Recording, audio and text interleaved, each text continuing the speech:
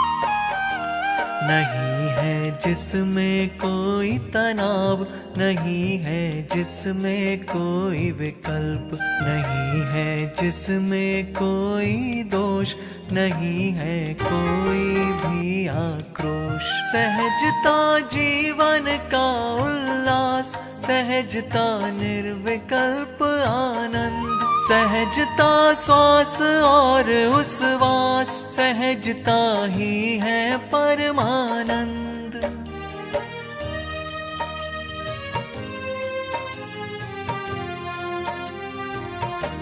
अरे रे पर को पर स्वीकार, न उनमें कुछ करने का भाव, और अपनी पर्यायों को सुनिश्चित क्रम नियमित स्वीकार। न उनमें फेर फार का भाव, एकदम सरल सहज स्वीकार। न उनमें हर्षा हर्ष विभाव, सहजता जीवन का आधार।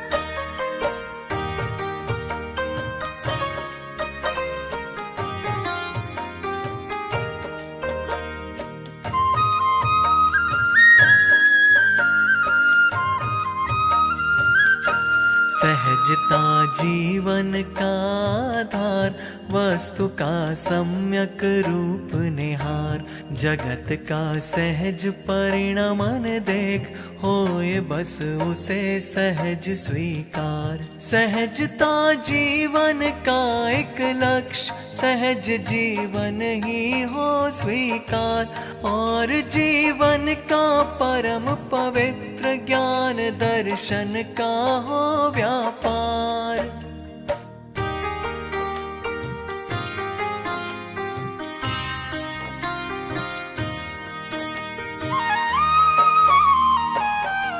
जगत का कोई भी परद्रव्य नहीं होता है इष्ट अनिष्ट, स्वकाल में उदित सहज परिणमन, अरे होता है सदा विशिष्ट। अरे वह भी होता है अचल, नहीं होता उसमें कुछ बदल। सभी सम्यक ज्ञानी जन को अरे स्वीकृत होता है सहज।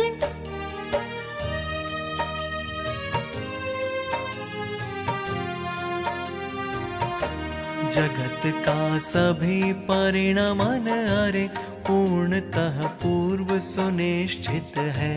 नहीं करना है कुछ भी हमें, क्योंकि वह पूर्ण व्यवस्थित है। अरे इस परम सत्य की सहज स्वीकृति सहज सहजता है। यही है दर्शन ज्ञान चरित्र ध्यान की सहज अवस्था है।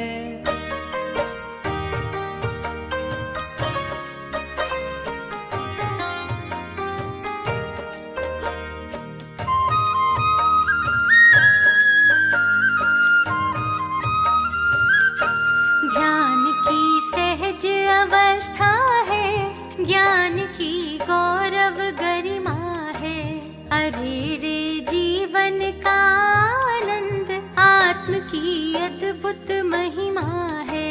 सहजता सहज धर्म का मर्म, धर्म सरिता की तरल तरंग। संत साधर्मी का सत्संग, धर्म काया का उत्तम अंग।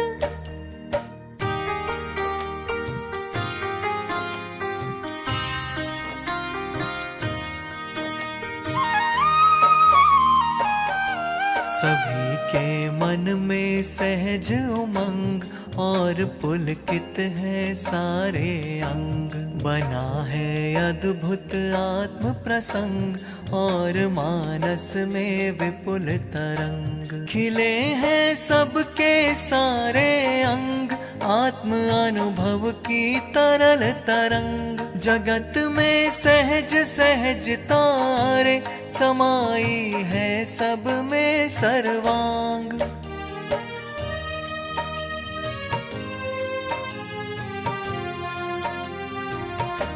सहजता सब द्रव्यों का धर्म, सहजता का न कहीं अभाव। सहजता ना छोड़े कोई द्रव्य, सभी के अपने अपने भाव। सभी स्वाधीन सहज परिणमे, सहजता जीवन का आधार। सहजता की सामर्थ्य अपार, अरे महिमा है अपरंपार।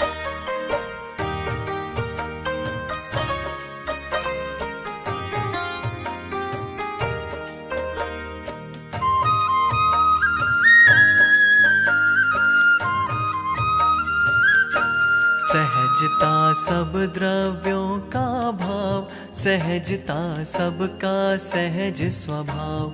किसी का हम पर कोई न भार, सभी हैं अपने जिम्मेवार। स्वयं के परिवर्तन का भार नहीं है हम पर, हम निर्भर। सहजता का सम्यक स्वीकार, करें हम सबका बेड़ा पार।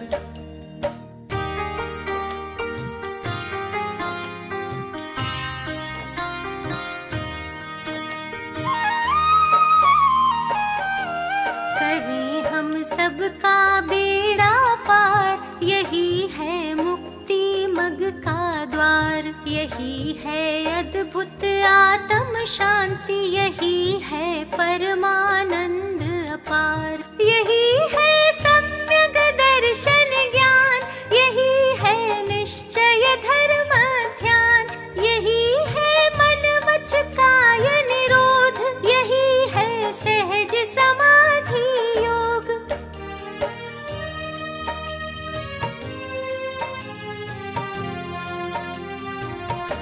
सहज जीवन है सहज समाधि, न जिसमें आधि व्याधि उपाधि। समाधि है सुखमय जीवन, मरण का उससे क्या संबंध। समाधिमय जीवन में देहांत, सुनिश्चित क्रम नियमित अनुसार। यदि हो जावे तो उसको कहा जाता है समाधि मरण।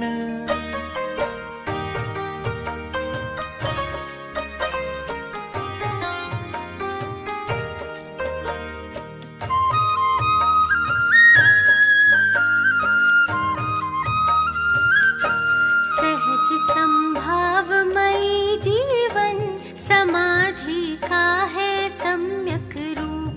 मोह क्षोभ रहित समभाव, सहज ही अद्भुत और अनूप। समाधि धारण करके बंधु, अरे जीवन का करे सुधार। मरण तो एक समय का कार्य, मरण का कैसे करे सुधार।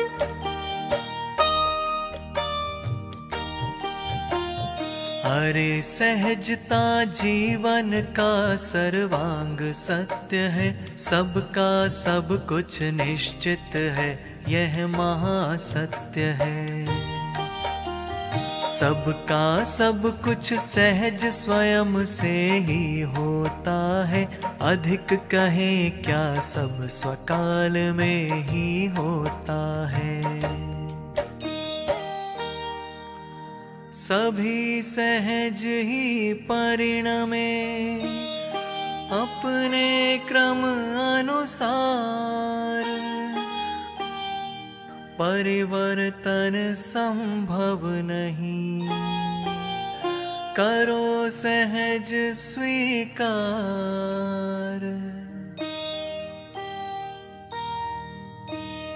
करो सहज स्वीकार, चित्त को ना भरमावो, सहज भाव से अपने आत्म में आ जाओ। अपने को तो अपना आत्म परम शरण है, मुक्ति मार्ग में श्रेष्ठ कार्य आत्म अनुभव है।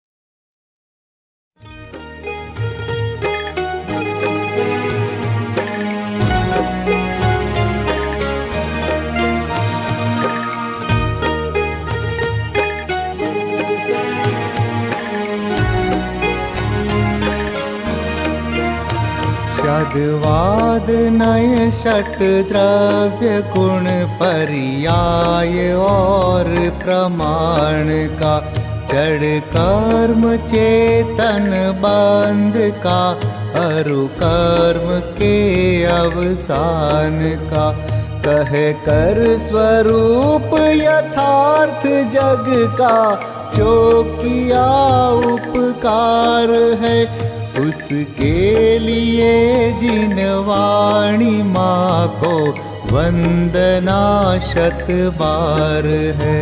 उसके लिए जिन वाणी माँ को वंदना शत बार है, वंदना शत बार है, वंदना शत बार है।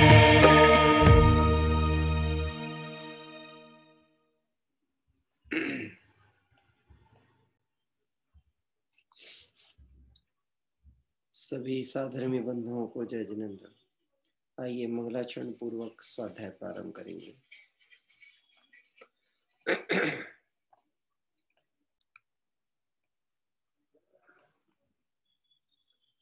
नमो अरिहंताणं, नमो सिद्धाणं, नमो आयर्याणं, नमो वज्रायाणं, नमो लोये समसाहूढं, तिहुवणतिलयं देवं वन्दिता तिहुवणिन्द परिपूज्यं, वोच्छमणुपेहावो भव्य जनानंद जननीयो। त्रिभुवन तिलक सत इंद्र वंदित, देव श्री अरहंत को कर नमन कहूँ अनुप्रेक्षाएं, भव्य को सुख करे अहो, भव्य को सुख करे अहो।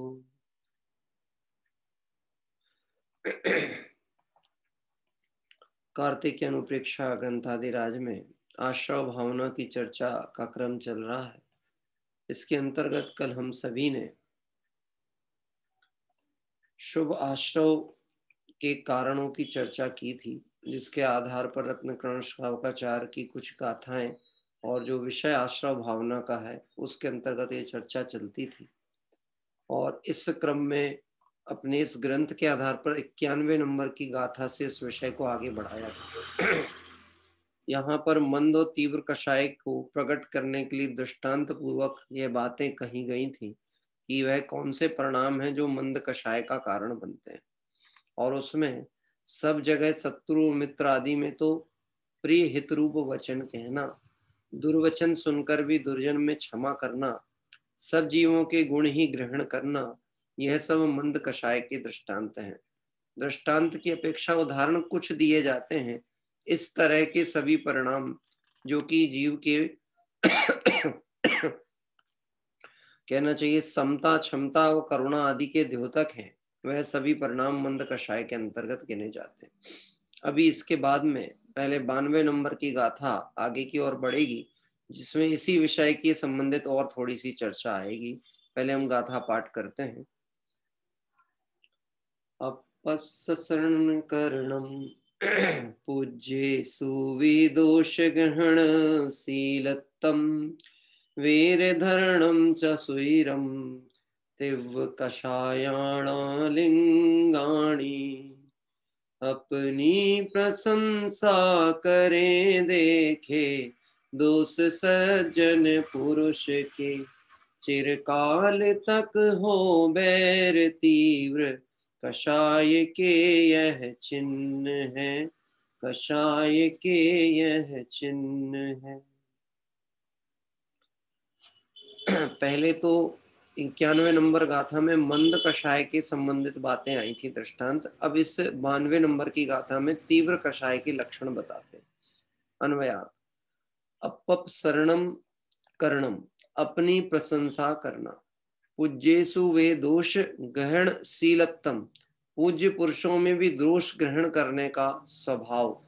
सस्वीरम वैर धरणम, और बहुत समय तक बैर धारण करना।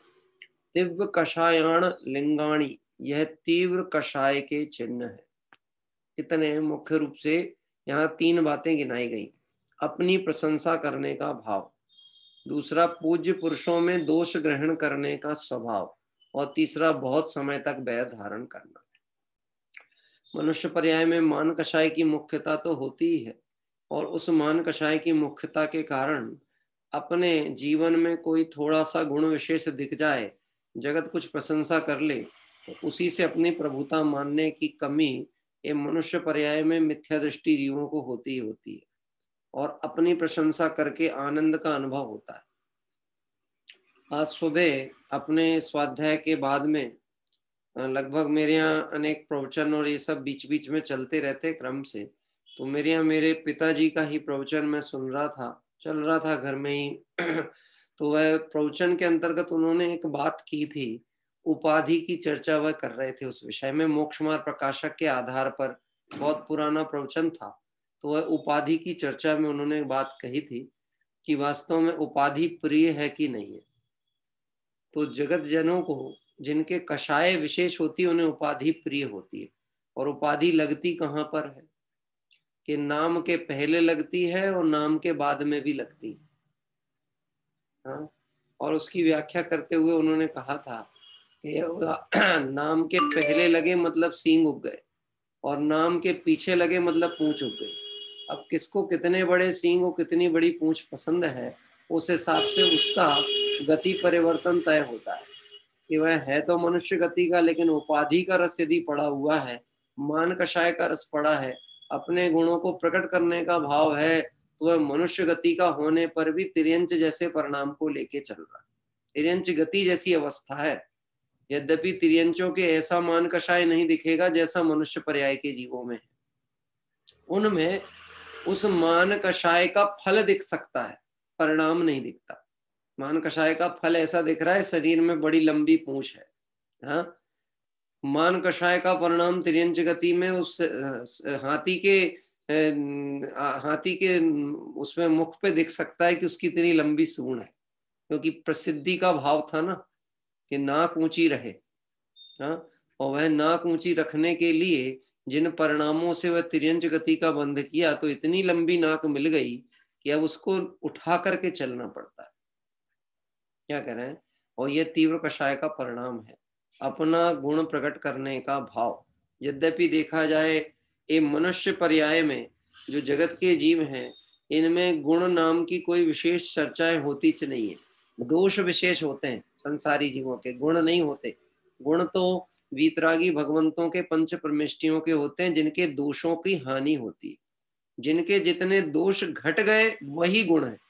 अभी जो दोष रहित अवस्था में उनके गुण कैसे हो सकते हैं? लेकिन जगत जनों को अपने अल्प गुण ही गुण रूप भाषित होते हैं। तो पहली कमी जो है कषाय में, तीव्र कषाय में, अपनी प्रशंसा करने का भाव। दूसरा आया है पूज्य पुरुषों में भी दोष ग्रहण करने का स्वभाव। ये प्रवृत्ति होती है दुष्ट जनों की कि वह दोष छेदानवेशी होते हैं, मतलब ढूंढते रहते हैं कमी कहाँ मिले और मैं इसको पकड़ लूं। ये कषाय परिणाम है, तीव्र कषाय परिणाम। अपने गुरुजनों का, ज्ञानी जनों का, विज्ञ जनों के जीवन में कमी झांकना, और बहुतायत हम उनकी ज्ञान के क्षेत्र की कमी नहीं पकड़ पाए तो फिर हम उनके चारित्र मोहिनी संबंधी औदैहिक जो प्रकरण है जीवन के, उसको पकड़ करके और हल्ला मचाने का प्रयास करते हैं। ये कषाय परिणाम। क्या कह रहे हैं? एक व्यक्ति ने एक बार ऐसी बात कही, समाज के प्रमुख थे, मुझसे ये बात उन्होंने कही कि जिनवाणी तो अनुभवी से सुनना चाहिए, विद्वान तो सिर्फ समाज की व्यवस्था के लिए ही होते हैं। क्या कहा? जिनवाणी सिर्फ अनुभवी से सुनना चाहिए, विद्वान तो समाज की व्यवस्था ही मात्र के लिए होते हैं। मैंने उनसे कहा, अनुभवी की परीक्षा करने के लिए अनुभव आपके पास में है? भाई अनुभवी कौन है ये अनुभवी ही तो जानेगा, और अनुभवी अपने अनुभव को जानेगा कि दूसरे के अनुभव को जानेगा। आप सम्यक दृष्टि हो कि मिथ्या दृष्टि, ये मैं कैसे बता सकता हूँ? सम्यक दृष्टि में कोई बाहर पे पंख तो लग नहीं जाते हैं। हम जो सम्यक दर्शन की अपेक्षा से किसी को अनुभवी बोलते हैं या उसके प्रति आकर्षित होते हैं, वो भी तो मंद कषाय के ही लक्षण देख रहे हैं। सबके प्रति करुणा का भाव है, शांत हैं, कषाय नहीं करते हैं, प्रेम से बोलते हैं, संयम पालते हैं। हाँ, हम इन्हीं लक्षणों को तो बोलते हैं कि आत्मानुभूति संपन्न हो सकते हैं। क्या कह रहे हैं? ऐसा लक्षण तो मायाचारियों में भी हो सकता है। क्या ऐसा लक्षण तो मायाचारियों में भी हो सकता है? ठग जब भी होगा तो वो इस ढंग के लक्षण प्रस्तुत करेगा जैसे सबसे बड़ा हितैषी और सरल परिणामी वही हो। तो ये कोई लक्षण नहीं है, इस लक्षण से हम परिचय नहीं कर सकते। ऐसी जिनकी प्रवृत्ति है, मैंने उनको यद्यपि इस विषय पे जो बन सका था मैंने उत्तर उस विषय पे दिया, क्योंकि विद्वान परंपरा कोई छोटी नहीं है जैन शासन की। हम उन विद्वानों को स्मरण करें जिन्होंने इस मार्ग की रक्षा के लिए प्राणों को तक बलि दे दी, अपने शहीद हो गए, प्राणों की बलि चढ़ा दी। तो वो कोई छोटा बलिदान नहीं था उनका। ये मार्ग मिला था आत्मकल्याण के लिए, उस आत्मकल्याण के मार्ग पर बढ़ते हुए उन्होंने अपना प्राण न्योछावर तक करने में पीछे नहीं हटे। जिन शासन की रक्षा के लिए जो श्रम किया है, जिन शासन प्रभावना में, तो हमें ऐसे विद्वत जन, ज्ञानी जन, इसके दोष देखने का जिन्हें भाव आता है वो तीव्र कषाय का परिणाम। पूज्य पुरुषों में दोष ग्रहण करने का स्वभाव। लोगों की कषाय का कोई पार नहीं होता। ये सब मैं अपने बीच घटी हुई घटनाएं या जो होते हैं प्रसंग, उनको देख करके ही विचार करता हूँ, वही चर्चाओं में आपसे बात शेयर की जाती है। एक बार ऐसे ही कोई चर्चा चली थी, मुनि मार्ग के संबंध में स्वरूप की चर्चा, मोक्ष मार्ग प्रकाशक के आधार पर पंच परमिष्टि के स्वरूप की चर्चा चलती थी। उसमें एक कोटेशन डाला है टोडरमल जी ने, जैसे कोई सच्चे मोती में झूठे मोती मिला दे तो पारखी तो ठगाता नहीं है। क्या कहते हैं? क्योंकि उसके पास परख करने की कला है। तो यह बात मैंने कही, किसी व्यक्ति को नहीं जमी, उसने बहुत चर्चा वार्ता की कि इनकी क्या प्रामाणिकता है, टोडरमल जी की क्या प्रामाणिकता है, इनका आधार क्या है, ये हम कैसे मान लें कि इनका कथन सही है। मैं तो बहुत मर्यादित भाषा प्रयोग कर रहा हूँ, क्योंकि वो जिसको कषाय होती वो ऐसी भाषाएं नहीं बोलता। वो भाषा हम बोल भी नहीं सकते, क्योंकि हमें थोड़ी ना कषाय उस समय और न इस समय कषाय है। लेकिन वो उन्होंने जो भी अभद्र शब्द प्रयोग किए थे, तो उन्होंने ऐसा बोला, उनको क्या समझता है। मैंने कहा उन्हें आचार्य कल्प की उपमा प्राप्त हुई है। आचार्य कल्प की उपमा किसी सामान्य व्यक्ति को नहीं दी जा सकती। क्या कह रहे हैं? जो भले आचार्य पद पे ना हो, लेकिन आचार्य जैसा ज्ञान, आचार्य जैसा अनुशासन, जो पंचाचार की पालन की भावना या प्रतिज्ञावत आचार्य होते हैं, ऐसे गृहस्थ दशा में भी कोई महान व्यक्तित्व। क्या कह रहे हैं? ये तो कषाय परिणाम हो कि किसी को ऐसे विद्वान आदि में, ज्ञानी जनों में, ध्यानी जनों में कोई दोष देखने का भाव है, तीव्र कषाय का परिणाम। आपको पता है टोडरमल जी की आप मोक्षमार्ग प्रकाशक और ये सम्यक ज्ञान चंद्रिका और उनके कर्तृत्व के क्षेत्र में जानकारी लेंगे, क्योंकि ये 300वीं जन्म जयंती वर्ष भी है उनका इस वर्ष, ब्रह्मचारी रायमल जी उनकी सेवा करने को तैयार थे, जबकि ब्रह्मचारी को हम कहें तो गृहस्थ की अपेक्षा से उसका पद यद्यपि अलग से कुछ नहीं है तो गृहस्थ, लेकिन फिर भी अभी उनके विषय संबंधी विकल्प थोड़े घटे हैं तो अपेक्षा से पद बड़ा दिखता है। लेकिन वो ये कहते थे कि आप तो अपना कार्य करो, आपका सब सेवा करने को मैं तैयार खड़ा। क्या कह रहे हैं? आप इतिहास पढ़ के देखें और सुनेंगे तो आपको आश्चर्य होगा कि ज्ञानी जनों के प्रति कितनी भक्ति होनी चाहिए, तब वह विनय गुण अपने अंदर प्रकट होता है। जब वह सम्यक ज्ञान चंद्रिका की टीका आदि करते थे तो उस समय की ऐसी स्थिति थी कि वो कहते थे, वह लिखते थे और यहाँ एक एक पन्ना वाचन भी साथ साथ चलता था। उनका लेखन हो यहाँ वाचन हो, यानी इतनी तीव्र लालसा थी उस विषय को समझने की उस समय लोगों को, कि ये नहीं कि ग्रंथ पूरा हो जाए तब हम पढ़ेंगे, एक पृष्ठ लिखा नहीं वो तुरंत पढ़ने बैठ जाते। क्या कह रहे हैं? कल प्रातः काल हम जयपुर में उसी मुल्तान मंदिर के लिए चलेंगे जो पाकिस्तान से प्रतिमाएं आई थी भारत विभाजन में, और टोडरमल जी ने वह मुल्तान के शहर के लोगों को पत्र लिखे थे। हम उस नगर से प्राप्त प्रतिमाओं के दर्शन कल प्रातः काल करेंगे। बात तो चल रही है तीव्र कषाय का परिणाम क्या? पूज्य पुरुषों में भी दोष ग्रहण करने का स्वभाव, ऐसी परिणति कि दोष ही दिखते हों, गुण नहीं दिखते हों। जबकि अपन मेरी भावना में लाइन कहते हैं, गुण ग्रहण का भाव रहे नित दृष्टि न दोषों पर जावे, साम्य भाव रखूं मैं उन पर ऐसी परिणति। और बहुत समय तक बैर धारण करना, बहुत समय तक बैर। क्रोध तो आता है और चला जाता है, और जो बैर होता है वो पाला जाता है, और जो बैर होता है वही अनंतानुबंधी में कन्वर्शन देता है। क्या कह रहे हैं? मैंने पहले भी एक बार आपसे कहा था, जो लोग अब चूंकि इसमें तो सब पुराने लोग बैठते हैं जिन्होंने कहीं ना कहीं रामचंद्र शुक्ल का, आचार्य रामचंद्र शुक्ल हिंदी साहित्य में हुए, उनका एक पाठ पढ़ा होगा, बैर और क्रोध। कोई है ऐसे जिन्होंने ये पाठ पढ़ा है, बैर और क्रोध? ये हमारे जो मध्य प्रदेश बोर्ड पर का एजुकेशन होता था, शायद ये 8th या 9th में हमने ये पढ़ा है, बैर और क्रोध नाम से, आचार्य रामचंद्र शुक्ल का।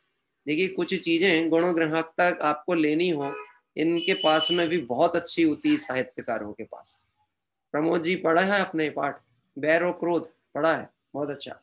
उन्होंने एक बात लिखी है, बैर क्रोध का अचार या मुरब्बा होता है। क्या कहा?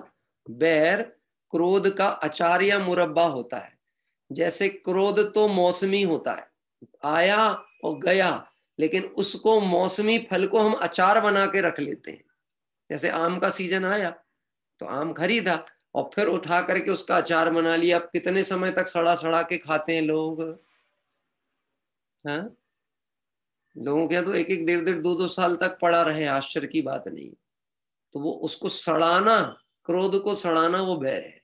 यानी किसी के प्रति हमारा कषाय परिणाम दीर्घकालीन खिंच गया, ये तीव्र कषाय का लक्षण। मैं तो इस विषय में प्राकृतिक व्यवस्था, जैन दर्शन का कोई करता धरता नहीं है, सहज प्राकृतिक व्यवस्था को भी विचार करो तो इतनी बढ़िया व्यवस्था है, आप क्रोध को दीर्घकालिक रख नहीं सकते। आप ये समझना, 6 महीने तक जो कषाय टिक गई आपकी किसी के भी प्रति, वह अनंतानुबंधी के ही खाते में जा रही है। क्या कह रहे हैं सतीश जी? आपकी और मेरा विवाद हो जाए कभी, और 6 महीने तक अपन ने क्षमा नहीं मांगी, जजनन ने की क्षमा, भाव अंगीकार नहीं किया एक दूसरे के प्रति, आप भी अनंतानुबंधी में गए, मैं भी अनंतानुबंधी में। क्या कह रहा है? कषाय का वेग बहुत तीव्र पे जाता है। हाँ, हमारे मुक्ता जी भंडारी, उन्होंने भी पढ़ा है ये पाठ। मैं देखूंगा, मैं ढूंढूंगा, ये सब चीजें मेरे पास में कहीं ना कहीं मिल जाएंगी, मैं आपको भेजूंगा। ये इसलिए भेजेंगे, नैतिक शिक्षा और जीवन का निर्माण करने के लिए ये चीजें बहुत अच्छी होती, और उसमें से हमें बहुत काम की बातें मिलती हैं। देखिए गुण ग्राहकता होगी ना तो आपको चलता रोड का भिखारी भी शिक्षा देता हुआ जाता है। संसार की घटनाएं आपको संसार का स्वरूप बताती हैं, यदि गुण ग्राहकता का रूप है अपने अंदर। एक छोटा बालक भी हमें कुछ ना कुछ शिक्षा दे रहा है। क्या कह रहा है कि भाई छोटा बालक भी है, अगर उसके चेहरे को देख रहे हैं, प्रति समय उसके परिणाम बदलते हुए दिखते हैं, वो अभिव्यक्त नहीं कर सकता पर परिणामों का परिवर्तन होता है। कोई स्नेह के साथ उसकी दृष्टि उसकी तरफ नजर मिलाता है, उसके चेहरे पे प्रसन्नता आ जाती है। कोई क्रोध या एक्शन ऐसा बनाए, भयानक चेहरा बनाए, बच्चा रोने लगता है। भावनाओं को वो भी समझता है और वो ये उपदेश देता है, भावनाएं अच्छी रखना चाहिए, परिणाम अच्छे रखना चाहिए। वचनों से प्रभाव उतना नहीं होगा जितना हमारे भावनाओं से किसी के ऊपर बन सकता है। तो देखिए यहाँ कहते हैं बहुत समय तक बैर धारण करना ये अपने आप में तीव्र कषाय का लक्षण। मैं एक बात कह रहा था, प्राकृतिक व्यवस्था कैसी है। 10 लक्षण पर्व वर्ष में कितनी बार आते हैं? 3 बार। अष्टानी का पर्व वर्ष में कितनी बार? 3 बार।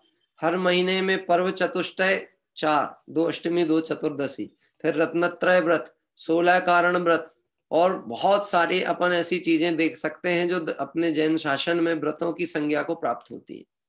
इसमें हमारे जो 10 लक्षण पर्व हैं 3, अगर हम इसको 12 माह में डिवाइड करें तो 4-4 महीने के आसपास अंतराल में एक बार आ जाते हैं। ठीक है, इसमें क्षमावाणी होती कि नहीं होती? होती है। तो एक तो होती है शुरू होते से और एक होती है समापन पे, यानी क्षमा अनुसार ही धर्म आराधना प्रारंभ होगी। क्षमा भाव होगा तो धर्म प्रारंभ होगा और उसका पूर्णता भी क्षमा से ही होने वाली। तो यदि हम वर्ष के तीनों 10 लक्षण पर्व मनाएं, भले वो भादों में एक सामाजिक रूप में मनता हो, लेकिन हम यदि उसकी आराधना करना चाहें 10 लक्षण पर्वों की, तो वो लोग कषाय 6 महीने तक खींच सकते हो क्या? उसको तो ब्रेकअप पहले ही मिल गया। कब? अगर धर्म समझता है तो, यानी कोई कदाचित खींचे भी। वैसे तो जिसको क्षमा स्वभावी आत्मा खबर में है उसके तो इतना भी नहीं रह सकता। ये सब तीव्र कषाय के लक्षणों में गिना गया। कौन से परिणाम? तीनों। अपनी प्रशंसा करना, पूज्य पुरुषों में दोष देखना और बहुत समय तक बैर धारण करना। अच्छा, पूज्य पुरुषों में दोष देखना ही नहीं, पूज्य पुरुषों से दोष ग्रहण करना। दोष तो सभी में है, कमी तो सभी में है, तुम्हारी नजर किस बात पे है ये महत्वपूर्ण होती है। क्यों साहब? चंद्रमा है ना, चंद्रमा, तो चंद्रमा कैसा है? देखने में सुंदर है कि कलंक वाला है? चंद्रमा में दाग होता है कि नहीं होता? होता है। ये तो देखने की कला है कि आप दृष्टि कैसी देखते हो। कोई श्रृंगार का कवि जब चंद्रमा का देखता है तो वह उसमें नायिका का चेहरा देखता है, और वो जो कलंक है ना, वो कलंक इसलिए बोलता है कि वो इसलिए कलंक नहीं है, वो तो नजर ना लगे इसके लिए टीका लगाया गया। अब ये तो देखने की दृष्टि है। हाँ? और जिसको कलंक ही दिख रहा हो उसको फिर उसके अन्य गुण दिखते नहीं। इस तरह से यहाँ यह सब तीव्र कषाय के चिन्ह है। अभी रत्नकर्ण श्रावकाचार्य के आधार पर अब हम तीव्र कषाय के अन्य चिन्हों की चर्चा करते हैं, इसी क्रम को जोड़ते हुए। कल अपन ने इसमें पुण्य के आश्रव होने संबंधी चर्चा भी पढ़ी थी। 2 पंक्तियां पुनः वह पढ़ता हूं। पुण्य आश्रव कैसे होता है? सत्य, हित, मित, मधुर वचनों द्वारा, परमागम के अनुकूल वचनों द्वारा, परमेष्टि के स्तवन से, सिद्धांतों को वाचने से तथा व्याख्यान कर न्याय रूप वचनों द्वारा पुण्य का आश्रव होता है। पुण्य की भी कई कैटेगरी बताई।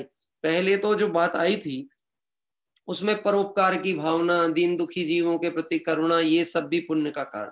फिर उस पुण्य के ग्रेड को और बढ़ाया गया और आगे आकर ये कहा हित मित प्रिय वचन आदि बोलना, और कैसे परमागम के अनुकूल वचनों को बोलना। परमागम के अनुकूल वचन बोलना मतलब, वैसे तो यहाँ ऐसा उपदेश दिया जा रहा है कि ज्यादा वार्ता करना ही नहीं चाहिए, क्योंकि बात करने से ही बात के बतंगड़ होते हैं। क्या कह रहे हैं? सुनता ना, बात का बतंगड़ बनाना, मतलब ये क्या होता है? बात होती है तभी तो बतंगड़ होता है। वाद होता है तो विवाद होता है। जहां वाद ही नहीं वहां विवाद कैसे? कोर्ट में 2 पक्ष होते हैं, एक वादी एक प्रतिवादी। तो वादी यानी जिसने वाद प्रस्तुत किया है, प्रतिवादी मतलब जो उत्तर देगा। अगर वाद प्रस्तुत ही ना हो तो प्रतिवादी कौन होगा? क्या मैं आज भी समाज में ये अपेक्षा चाहता हूं, कोई भी हो जो भगवान महावीर स्वामी के मार्ग में चल रहा है, वह अपनी बुद्धि अनुसार धर्म आराधना कर रहा हो, हमें कहीं कोई तकलीफ नहीं है, वाद विवाद में ना फंसे, उसमें ही अपनी भलाई। क्या कह रहे हैं? No comments, no reply is the best reply. कोई रिप्लाई नहीं करना ये सबसे अच्छा उत्तर है। देखो ऐसा भी होता है, हमें पता लगे कोई व्यक्ति इसी उद्देश्य से बार बार हमको फोन करता है कि इनकी बात पकड़ी जाए और फिर बात की बतंगड़ बनाया जाए, तो हमको कुछ समझ तो आती होगी ना, उसके पूछने का जो परिणाम है वो तो बातों से समझ में आ जाता है कि नहीं आता। अब समझदारी क्या कहती है? हाँ, कि समझदारी ये कहती है कि बात करने के प्रसंग ही स्थापित नहीं करवा। हाँ, कितने सरल तरीके हैं आजकल हमारे पास में बचने के। क्या कह रहे हैं? बचने के कितने सरल तरीके हैं, बताऊं 2-3? कभी कभी आपकी आवाज, नेटवर्क भी तो, मोबाइल की आवाज कम हो जाती है ना बोलते बोलते। हेलो आवाज नहीं आ रही, हेलो आवाज नहीं आ रही। कई बार सही में नहीं आती है कि कई बार हम बन बन के भी कहते आवाज नहीं आ रही। हाँ, मैं आपको फिर से लगाता हूं। क्या कह रहे हैं? अरे क्षमा करना, व्यस्त हो गया, लगा ही नहीं पाया। अभी कोई कहेगा पंडित जी तो आप गद्दी पे बैठ करके और असत्य बोलना सिखा रहे हो। सुनना भैया, असत्य किसको कहते हैं? असत्य अभिप्राय के अनुसार होता है। जहां परिणामों की समाल का कथन हो वहां असत्य नहीं है। क्या कह रहे हैं? ये असत्य नहीं है। जो उत्तम सत्य धर्म के धारी मुनिराज हैं, मैंने एक दृष्टांत आपको दिया था, याद होगा, जब अपन ने उत्तम सत्य धर्म की चर्चा 10 लक्षण के समय की थी, तब मैंने एक दृष्टांत उसमें कहा था। कोई व्यक्ति दिगंबर मुनिराज से आकर के ये बात पूछता है, क्योंकि वह जानना चाहता है कि ये सत्य कहते हैं कि असत्य। हाथ में एक छोटा चिड़िया के बच्चे को पकड़ा हुआ है और कहता है, बोलो ये जीवित है कि मृत? क्या कह रहे हैं? अब दिगंबर मुनिराज क्या उत्तर देंगे?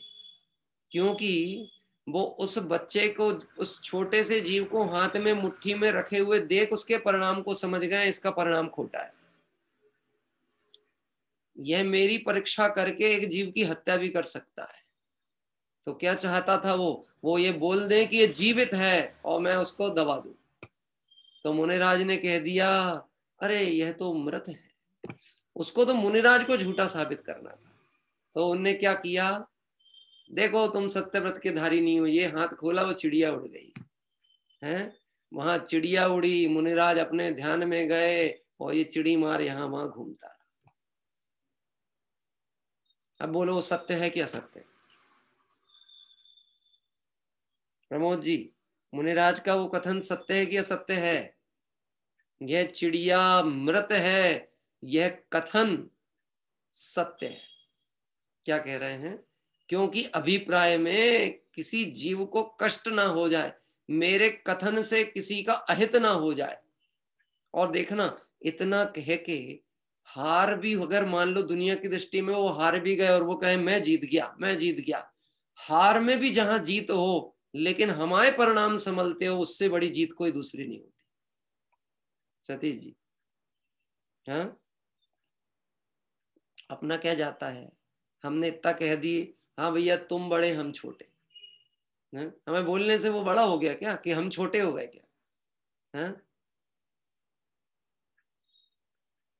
बात ही तो है, बातों से ही बात बनती है, बातों से ही बात बिगड़ती है। यहाँ पे दिए जा रहे पुण्य का कारण बता रहे हैं कि सत्य हित मित मधुर वचनों द्वारा, परमागम के अनुकूल वचनों द्वारा सिद्धांत की चर्चा भी प्रेम पूर्वक की जानी चाहिए। ऐसा नहीं, अरे तुम तो पापी हो, तुम तो सुधर नहीं सकते, तुम्हारा तो अभी भव बाकी है, तुम तो नरक निगोद में सड़ोगे। ये कथन कहना एक अध्यात्म प्रेमी और ऊंचे धर्म को समझने वाले को शोभा नहीं देता। तुमने अमृत पान किया हो तो अमृत ही बांटो। क्या कह रहे हैं? और कम हो तो अपने लिए रखो, दूसरे को मत बांटो। भाई रखो अपने लिए, काय को बांटते हो फिर? हाँ है पर्याप्त तो फिर बांटो, और बांटो वैसा ही जो प्राप्त हुआ, उसमें मिलावट नहीं करो अपने परिणामों की। आप ये समझ लेना, जगत में हर जीव दुखी है, अपनी कषाय से परेशान है, उसको निर्दोष मार्ग की चर्चा निष्प्रयता से कही जाएगी, उसको टारगेट करके ना कही जाए तो निश्चित ही उस व्यक्ति को वह असर करेगी करेगी और करेगी। मैंने प्रैक्टिकली देखा है ये चीज, प्रैक्टिकली। हाँ, मैंने आपको ये बात कही भी थी, वो घटना मैं आपको पुनः स्मरण कराऊं। रतलाम में मैं था, और रतलाम में 2 गुट थे समाज में, और इतना भयंकर का संघर्ष प्रवचन में गया था 10 लक्षण पर्व में। अभी हो सकता रतलाम वाले होंगे तो उनको पता भी होगा। रेलवे स्टेशन के पास एक बहुत बड़ा मंदिर है रतलाम में, तो मुझे तो समाज ने आमंत्रित किया था, जहाँ पे मैं वहां गया था, और बाकी एक दिन दर्शन कराने वहां ले गए। 2 दिन पहले वहां लठ चले थे 10 लक्षण पर्व में, मार पिटाई हुई थी अंदर ही। किस बात को लेके? आरती करने के प्रकरण को लेकर के, कि तेरा पंथ में आरती होती कि नहीं होती, और एक भाई का पक्ष होगा, तो खूब लड़ा वो। बैठा था प्रवचन, मुझे पहले से सबने बहुत बोला, जब लेके गए थे ना, पंडित जी कोई ऐसी बात कहना कि उसका माथा ठीक हो जाए। हाँ, पूरे रास्ते भर तो मैंने सुने थे प्रवचन, फिर जाके मुझे 1 घंटे देना था। क्या कह रहे हैं? शांति से सुनता रहा सुनता रहा सुनता रहा। जो तुम कहोगे वो मुझसे कहला सकते हो, ये जरूरी नहीं है, लेकिन जो आचार्य देव कहेंगे वो मैं कहूंगा, ये मुझे कोई रोक सकता नहीं है। मैं कुछ नहीं कहा, मैंने विषय ही छढ़ाला का चालू किया। जे त्रिभुवन में जीव अनंत सुख चाहे। भैया दुखी लोग कौन है? वो हाथ उठा। किसी को दुख है क्या? कोई तकलीफ है क्या? 10 लक्षण पर्व चल रहे हैं, कहीं कोई कष्ट हो तो आप उसका विचार करो, हमारे पास समाधान होगा तो अपन उस पर विचार करेंगे। सबने सुनी बात। वो व्यक्ति ऐसा बाजू में बैठा, बिल्कुल बाजू में अकेला, क्योंकि वो वैसे भी तो दूसरों के साथ कैसे बैठे, उसने तो लठ चलाए थे, अब कोई उसके साथ बैठे कैसे डर के मारे, तो बिल्कुल ऐसा बैठा। अच्छा था हमारा परिचय नहीं था उससे, नहीं तो हमारी दृष्टि भी क्या होती, हम उसको देखते और हमको लठ दिखता बार बार। अच्छा है हमने नहीं देखा, हम तो नॉर्मल वे में देख रहे। बहुत पहले तो उसका चेहरा आक्रोशित था, सुनते सुनते सामान्य चर्चा होते होते बड़ा शांत हो गया। आखिरी में उठा, प्रवचन के बाद कहता है, मैंने कोई बात छेड़ी नहीं। अरे जिन्हें भगवान नहीं समझा सकते, तीर्थंकर नहीं समझा सकते, हम उनसे क्या बहस करेंगे?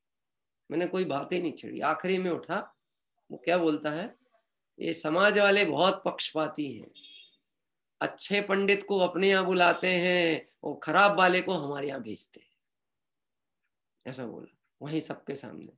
मैंने कहा कौन अच्छा पंडित है कौन बुरा? बोले आप यहीं रुक जाओ, अब 3 दिन यहीं प्रवचन करना, अब आपको जाने नहीं देंगे हम, यहीं रुको, अब आप हमारी समाज में प्रवचन करें। बात समझते हो आप? हमने बात कुछ भी नहीं कही, और ये कोई आत्म प्रशंसा की चर्चा नहीं है, ये बात आ रही परमागम के अनुकूल वचनों को कहो, ये पुण्य बंध का भी कारण है और जीव के परिणामों को नियंत्रण करने का भी सही साधन। सत्य स्वरूप को निरपेक्षता से उद्घाटित करो, उसमें अपने भाषा और अपने तरीके और अपनी कषाय का पुट मत मिलाओ। क्या कह रहे हैं?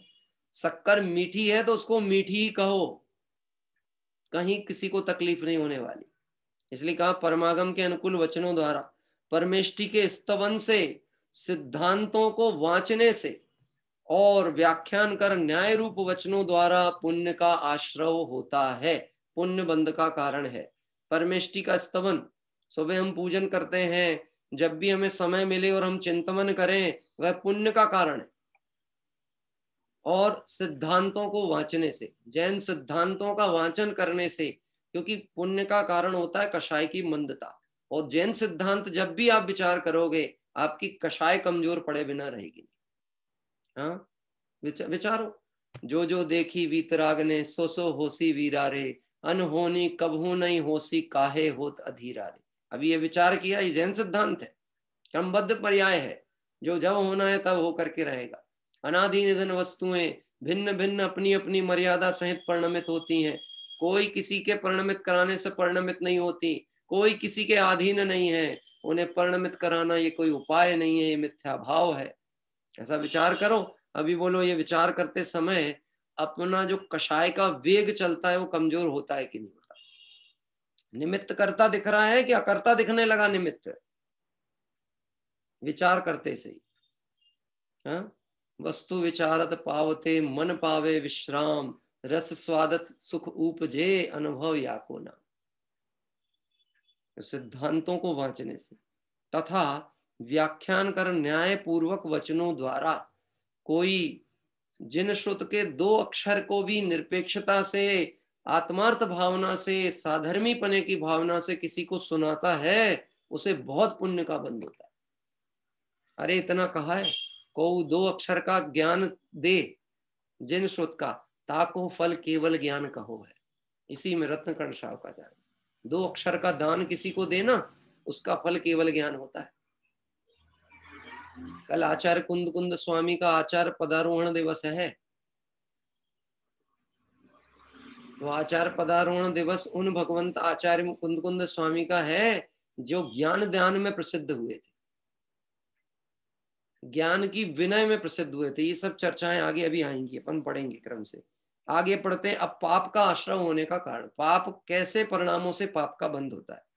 पर की निंदा, अपनी प्रशंसा, अन्याय का प्रवर्तन कराने वाले वचन, हिंसा का आरंभ कराने वाले, विषयानुराग बढ़ाने वाले, कषाय रूप अग्नि को प्रज्वलित करने वाले, बहुत सारी चीजें तो भाषाओं में ही टिकी हुई है। ऐसी बातें करना जो अन्याय का प्रवर्तन कराने वाले वचन हों। क्यों साहब, इनकम टैक्स बचाने के तरीके क्या हैं बताइए? इनकम टैक्स बचाने का तरीका नहीं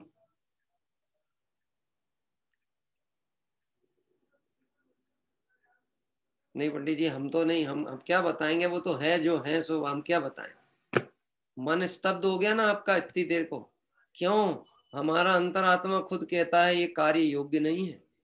जो लोभ वशात कदाचित कर लेता है जीव, अपनी कषाय से अपना बुरा किया, ऐसा उपदेश दूसरे को मत देना।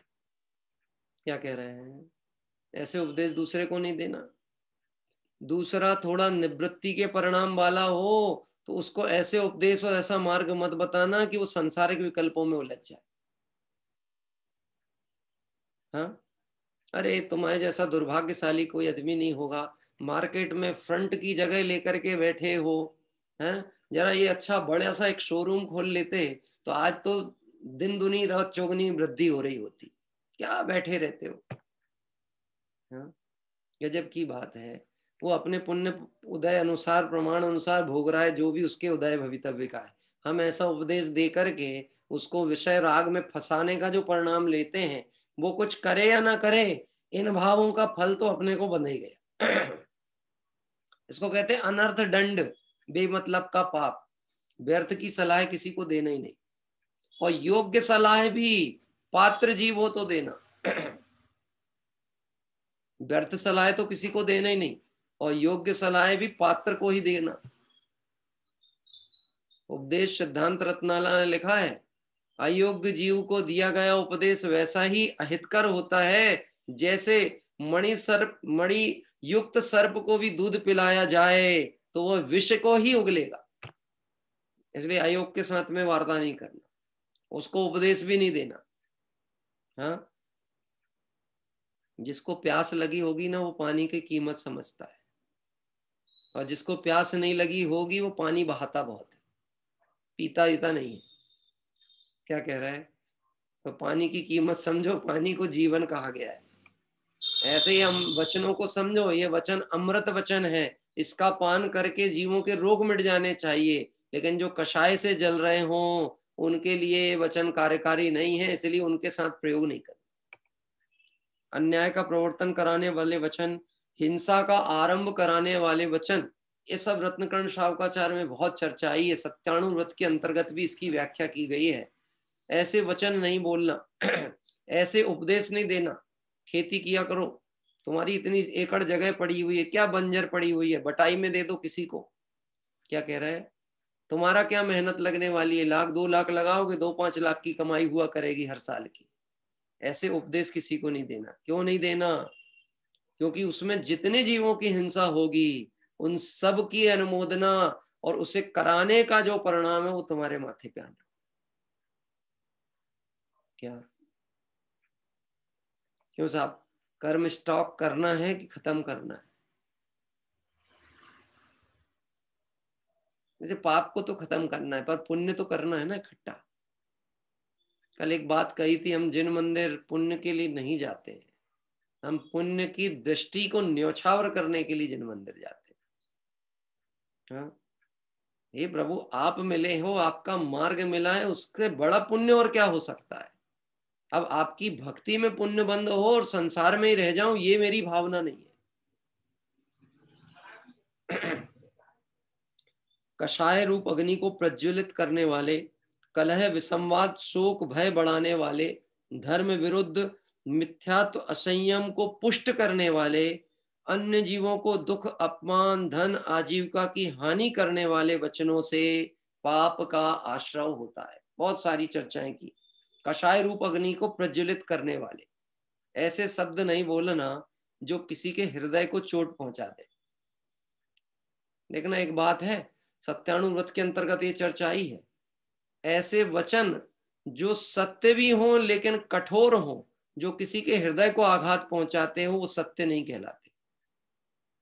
क्या कह रहे हैं? हाँ, आचार्य देव ने हमें इतने मीठे शब्दों से संबोधा है, रे जीव, रे भाई, हे भव्यों। हाँ, ऐसे शब्द प्रयोग किए हैं। जबकि देखा जाए तो भाई शब्द की जो उपमा किसी को दी गई है तो उसके लेवल का आदमी तो हो, है? मतलब दुष्ट चित्त जीवों को और रे भाई रे जीव ऐसा कहने के लिए हृदय कितना विशाल होता होगा। यह कह रहे हैं ऐसे वचन नहीं बोलना जो किसी को बिल्कुल, इसको हमारे यहाँ बुंदेलखंड की भाषा में कहते हैं तो लूघर पटकना। लूघर समझते हो आप क्या होता है लूघर? हाँ, अभी सब अलग अलग जगह की भाषा से जुड़े हुए लोग हैं तो उनको नहीं मालूम होगा लूघर यानी क्या होता है। चूल्हे में जो लकड़ी जलती रहती है ना, बिल्कुल जलती हुई जो लकड़ी है उसको कहा जाता है लूघर। लूघर मतलब जलती हुई लकड़ी किसी की छाती में पटक दे, ऐसे वचन नहीं बोलना। मतलब पूरा हृदय छिद जाए उसका, भरी सभा में समाज के बीच में ऐसा अपमानित कर दिए। हाँ, आपको पता है वचनों का चोट ऐसी पड़ती है किसी के हृदय में कि वो निदान बंद कर ले तो भव भवांतर तक आपका बैरी बन के पड़ा रहे। हमको ऐसा लगता है ये कैसे कमट के जीव ने पार्श्वनाथ के पीछे 10 भाव तक पड़ा रहा। क्या कह रहे हैं? अब पुराण में 10 ही भाव की चर्चा है, उसके पहले की बात जानना हो तो केवल ज्ञानी बनना पड़ेगा, तब पता चलेगा कि एक्चुअल में बात क्या थी, मामला क्या था, उसके पहले के कहानी क्या थी, वो तो केवल ज्ञानी परमात्मा जानते हैं। पर इतना निश्चित है यह जो कर्म उदय पार्श्वनाथ के जीव को भवांतर तक भोगना पड़ा, उसका निमित्त कारण उनका ही कोई ना कोई परिणाम रहा होगा, ये पक्की बात। क्या कह रहे हैं? हीरो के तरफ सब खड़े हो जाना चाहते हैं, नायक के सपोर्ट में बहुत से लोग होना चाहते हैं, जो नायक के फैन हो उनके लिए सब खलनायक हैं।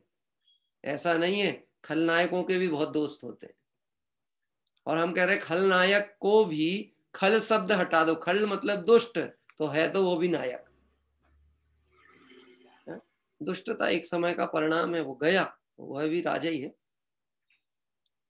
ऐसे कलह विसंवाद शोक भय बढ़ाने वाले धर्म विरुद्ध वचन नहीं कहना, समाज में ऐसी चर्चाएं अपनी तरफ से उद्घाटित नहीं करना, अपनी बात नहीं करना, नगरवासियों से घर परिवारों से ऐसी बात नहीं करना जो कलह को उत्पन्न कर देती है। देखो अभी इसमें एक बात आखिरी में आने वाली है, यह सब चर्चाएं मात्र करने से कुछ भी नहीं होने वाला। अभी मूल गाथा आएगी इसी में, अगली गाथा में ये बात आने वाली है कि आश्रमों की चर्चा कर लेने से आश्रम रुकने वाला नहीं है, पुण्य की चर्चा करने से पुण्य नहीं बनता, पाप की चर्चा करने से पाप का बंद नहीं होता। उन परिणामों की संभाल करनी पड़ेगी जिन परिणामों से ये कार्य होते हैं। और परिणाम समझेंगे कैसे? कि तत्व विचार से, स्वरूप सन्मुखता से, वीतरागी मार्ग की आराधना से परिणाम समझते हैं। अन्य जीवों को दुख, अपमान, धन, आजीविका की हानि करने वाले वचनों से पाप का आश्रय होता है। ऐसी बातें नहीं कहना जिससे किसी की आजीविका छिन जाए, हाँ, किसी के क्या कहते हैं यश नष्ट हो जाए, ऐसे कथन अपने को कभी नहीं कहना, ये पाप आश्रव के कारण।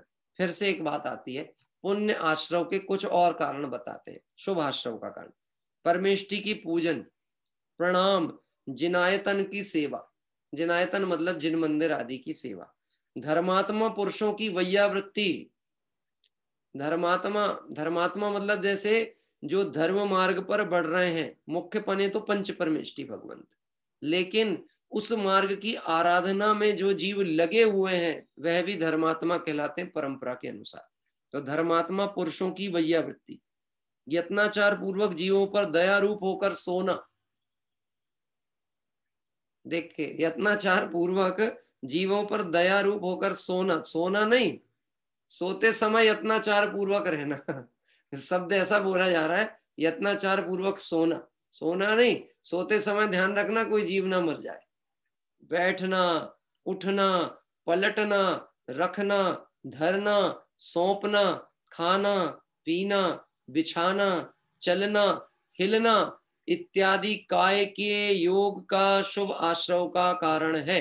क्योंकि देखो इसमें योगों की चल रही थी ना, मन, वचन और काय, तो ये काय योग की तरफ से भी पाप आश्रव कैसा होता है उसकी चर्चा की गई काय योग से। अब काय योग में क्या दिया, परमेष्टि की पूजन, यह हम भगवंतों की पूजन करने गए और प्रमाद पूर्वक क्रियाएं की। कुछ चर्चाएं विचार करने जैसी हैं। किसी ने हमसे जिनवाणी मांगी, टेबल पे बैठे थे हम और बाजू में ही थोड़ी दूर पे वो बैठा था, हमने जिनवाणी ऐसे खिसका दी उसकी तरफ, हिंसा का दोष लग गया। द्रव्य की थाली उठाई और बिना देखे रख ली, क्या कह रहे हैं, बिना देखे रख ली, दोष लग गया। दरी बिछाई और बिछाते समय नहीं देखा नीचे कोई जीव तो नहीं है। मंदिर में गमनागमन कर रहे हैं, चल रहे हैं और देख के नहीं चल रहे हैं, हर कदम पे जिन मंदिर में हिंसा का दोष बनता है। क्या कह रहे हैं, एक प्रतिज्ञा कम से कम हमको सावधानी से करनी चाहिए। दिगंबर मुनिराज तो एक भी कदम एरिया समिति के बिना रखते नहीं है, एक भी कदम कहीं, चाहे वो निहार को जा रहे हो चाहे आहार चर्या को जा रहे हो, अन्य तो और कोई कारण होते ही नहीं मुनिराज के जाने आने के। ये आहार या निहार आदि की कोई क्रिया हो तो जाए, हाँ, या गमन हो रहा हो तो, अन्यथा तो अधिक समय एक स्थान पे ही स्थिर होंगे। मतलब एक स्थान का मतलब ये नहीं जैसे चौमासे आदि में तो एक स्थान पे है, लेकिन अन्य समय गमनागमन करेंगे, लेकिन व्यर्थ का गमनागमन नहीं करेंगे। हाँ, अभी वह चल रहे हैं तो सावधानी से चल रहे हैं, जीवों की रक्षा का भाव ध्यान में रखते हुए, और हम हर कदम पे ध्यान न रखें। इसमें बहुत वर्णन आया है, अगर मंदिर आपकी सीमा के नजदीक है, आप पैदल जा सकते हो तो पैदल ही जाना चाहिए, वाहनों से ना जाएं, 4 व्हीलर का कम से कम प्रयोग करें। क्या कह रहे हैं, जितने चके चलेंगे आप देख तो सकते ही नहीं हो, उतनी जीव हिंसा होने वाली है। हाँ, इसलिए देख करके गमन पूर्वक चले। मंदिर पे पहुंच गए हैं तब घर से निकलते में देखते हुए चलना है, और मंदिर के अंदर भी जितनी क्रियाएं उसको सावधानी पूर्वक करना। धन्य है दिगंबर मुनिराज, जिनको अपने शरीर पर खुजली भी हो रही हो ना तो हाथ फेरने का भाव नहीं आता। क्यों नहीं आता, इसलिए नहीं आता है कि ये जो खुजली जिस जगह स्पर्शन इंद्री में जहां हो रही है वहां सूक्ष्म जीव राशि हो सकती है, इसलिए मैं हाथ फेरूंगा तो वह जीवों की हिंसा हो। हाथ फेरने का भाव नहीं आता। मच्छर बैठा हो तो उड़ाए ना कहो। क्या कह रहे हैं, ऐसे ही नहीं कहा गया, चलते फिरते सिद्धों से गुरु चरणों में शीश झुकाते हैं, हम चले आपके कदमों पर नित यही भावना भाते हैं। बहुत सारी चर्चाएं की। यत्नाचार पूर्वक जीवों पर दया पूर्वक होकर सोना, अब सोते समय ध्यान देना, उठते में, बैठते में, चलते में, फिरते में। अब ये अभ्यास कब करें अपन, एक पर्व चतुष्टय आते हैं, अष्टमी चतुर्दश आदि, तो उसमें विशेष रूप से इसका अभ्यास करने का प्रारंभ कर दें तो धीरे धीरे वो हमारे जीवन शैली में उतर जाएगा। हाँ, आज रात्रि में सोएंगे तो सोते समय थोड़ा ध्यान देना, कि सोते काल में कोई चींटी आदि जीव आदि तो नहीं है। अरे तब तो कहलाएगा पढ़ा और तुरंत प्रैक्टिकल किया, नहीं तो पढ़ के सो गए, सुबह उठे फिर सब कहानी खत्म हो गई फिर से। हाँ, दिगंबर मुनिराज एक करवट सोते हैं थोड़ी देर, भूमाही पिछली रयन में कछु शयन एकासन करे। एक करवट क्यों सोते हैं बताओ आप? जब सोते हैं तो भूमि शोधते हैं, जब सोते हैं तो भूमि शोधते हैं कि जीव रहित है कि नहीं भूमि। अब करवट बदलते में कोई जीव राशि पीछे आ गई तो उसको कैसे देखेंगे, इसलिए करवट ही नहीं बदलते। अरे कैसे देखेंगे, उठेंगे तभी तो देखना होगा ना। अभी एक तरफ दाएं तरफ ऐसा ऐसा मान लो सो रहे थे, आराम किया, और फिर उसके बाद अगर सीधी करवट ली तो पीठ के नीचे कौन से जीव आ गए, कौन देख रहा है? तो भूमि पे सो रहे हैं। हाँ, अभी कोई कहे कि पंडित जी हमारे घर में तो एकदम बढ़िया साफ सफाई रहती है, रोज फिनाइल का पोंछा लगता है, इसलिए कोई जीवी होने की कोई बात ही नहीं है। ये तो जिनके घर में गंदगी हो, जो जंगल में रह रहे हैं, उनके साथ होगी ये मैटर। भैया भावों की चर्चा चल रही है, आपका प्रमाद है तो हिंसा हो रही है, और आप सावधान हो तो उससे बच रहे हो। क्या कह रहे हैं? प्राणी मरे या ना मरे हिंसा अयत्नाचार से, तब बंद होता है नहीं जब रहे यत्नाचार से।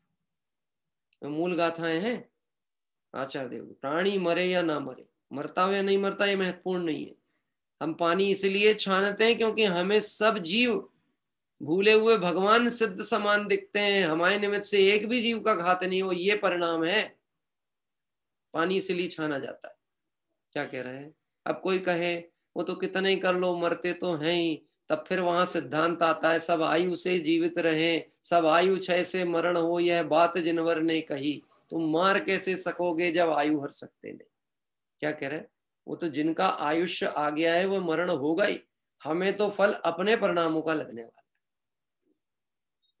बैठना, पलटना, रखना, धरना, सौंपना, सामान उठा के दे रहे हैं, किसी को दे रहे हैं तो देख सोध के दें। सुनना भैया, ये सौंपने शब्द को मैं गृहस्थ की भूमिका से कुछ कहने को विचार करता हूं। हमारे घर का अनाज घुन गया, कभी कभी ऐसा होता ना, अनाज में घुन लग गई, दाल में अभी बच गई, अब क्या करें? तो अपने मन में विचार आता, वो काम वाली बाई है ना, उसको दे दो, उनको तो चलती है। और अपन क्या बोल के दे देते हैं, देखो थोड़ा बहुत खराब है, देख सोध के खा लेना। गजब की बात है, उनको ये विवेक है देखने सोधने का? उनको विवेक है? सौंप रहे हो अपन अपनी सामग्री, उनको विवेक नहीं है, ऐसी चीज उनको नहीं देना। अपने को विवेक है, अपन शोध सकते हैं। और रत्न शावकाचार्य में तो एक बहुत अच्छी बात लिखी इसी ग्रंथ में, कि शहर में रहने वालों को तो ये फायदा है, नगरों में निवास करने वाले को, कि उनको संग्रह करने की जरूरत ही नहीं, जब चाहिए जो चाहिए हर समय उपलब्ध है। 2 पैसा कम ज्यादा में मिलेगा, परंतु परिणामों के नुकसान के आगे ये नुकसान कुछ है ही नहीं। इसमें क्या नुकसान है? भंडार कर करके रखोगे, संभाल होगी नहीं, तो फिर हिंसा का दोष बंधने ही वाला है। बासी चीजें बांटना नहीं किसी को, इतनी बनाओ कि बासी बचे नहीं, और बच जाए तो कोई पशु को या कोई मनुष्य को जो योग्य दिखता है उसको दो और निवृत्त करो। ये जब से फ्रीज आया है ना घर में, ये अपनी भारतीय संस्कृति के ऊपर समझ लेना कुठाराघात हो गया है। अब बासा खाने की आदत इकट्ठी हो गई, इकट्ठा करके रखने की। फ्रीज मतलब क्या, कि आज का बच्चा कल के लिए रख लो, सुबह का बच्चा शाम के लिए रख लो, वो खराब थोड़ी ना होता है। फ्रीज में कुछ नहीं खराब होता पंडित जी, उसको फ्रीजर में, फ्रीज में ही तो फ्रीजर में रख दो। क्या कह रहे हैं? फ्रीज से ज्यादा और फ्रीजर में रख दो। मर्यादा कहाँ गई उस पदार्थ की? परिणमन तो होगा ना उस पदार्थ में। योनियां कितने प्रकार की होती हैं, जीवों की योनियां, उत्पत्ति स्थान। हाँ, अब उस उत्पत्ति स्थान में शीत योनि भी होती है, शीतोष्ण योनि भी होती है, उष्ण योनि भी होती है, उष्णोष्ण योनि भी होती है। तो वह शीतोष्ण योनि, शीत योनि, ये सब क्या है? आप जहां रखोगे वह पदार्थ में उस जाति के जीवों की उत्पत्ति हो जाती है। हमें भरत भाई ने मुझसे कई बार कहा है, भरत भाई खारा, कि पंडित जी मेरे को दिनचर्या के हिसाब से आप भेजना।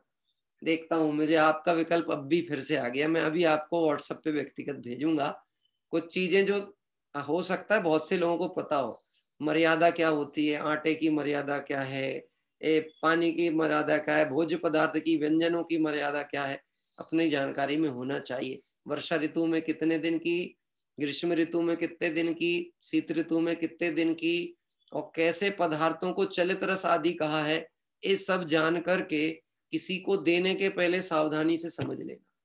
क्या कह रहे हैं? वास्तव में अभक्ष्य पदार्थ जो हम नहीं खाते वो दूसरे को कैसे दे सकते हैं?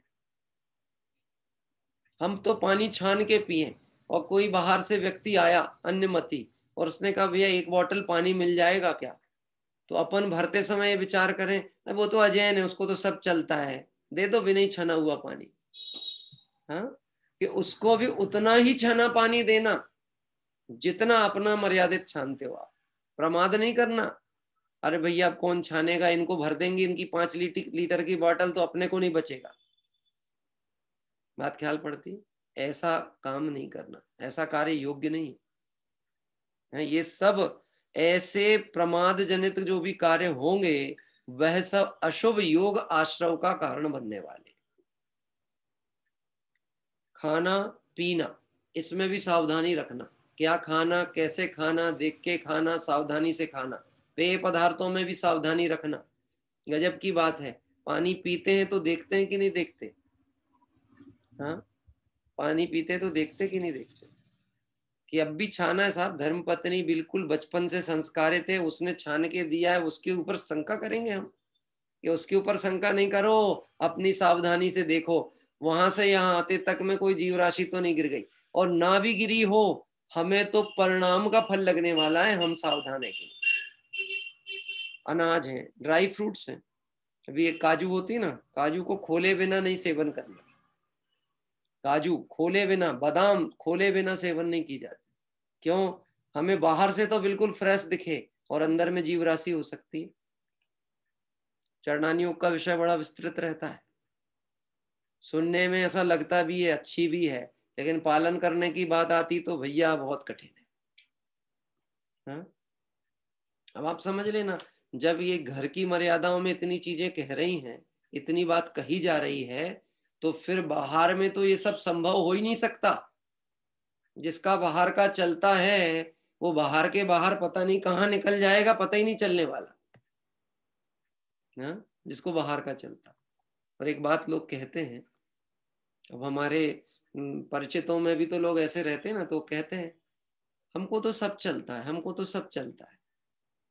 अब सब चलता है तो सुमत प्रकाश जी कहते हैं जिसको सब चलता है उसको सब जगह चलना पड़ेगा, 4 गति 84 लाख योनियों में चलना पड़ेगा, क्योंकि तुझे सब चलता था ना।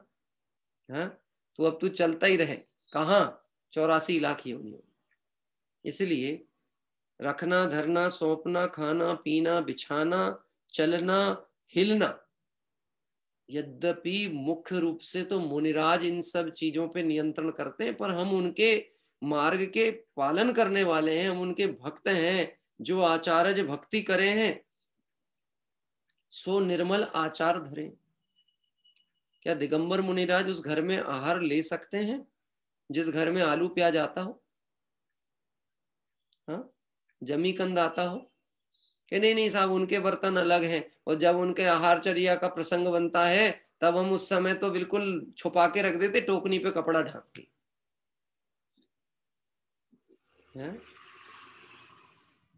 ये तुम्हारे ढांकने से अपराध मिट थोड़ी ना जाएगा।